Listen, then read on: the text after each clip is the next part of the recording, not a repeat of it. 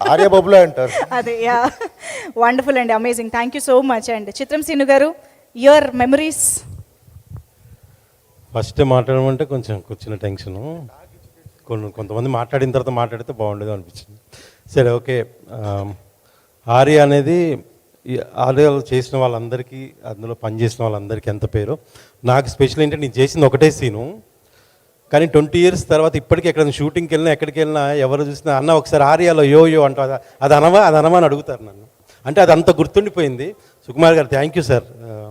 అప్పుడు నేను యాక్చువల్గా వేరే షూట్లో ఉంటే ఒక సీన్ కోసం అని అడిగారు, అప్పటికప్పుడు వచ్చాను. అయితే ఆ సినిమాకి ఏంటంటే నేను అప్పటికప్పుడు వేరే షూట్ నుంచి రావడం వల్ల నాకు కాస్ట్యూమ్ కూడా లేదు, డ్రెస్ లేదు.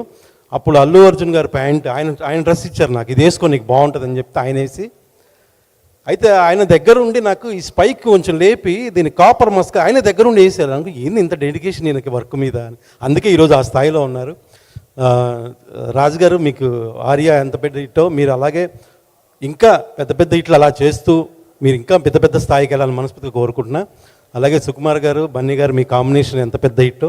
ఇప్పుడు రేపు వరల్డ్ అంతా వెయిట్ చేస్తుంది పుష్ప 2, చాలా పెద్ద హిట్ అయ్యి మీరు చాలా అద్భుతాలు చేయాలని మనస్ఫూర్తిగా కోరుకుంటున్నాను సార్. Thank you.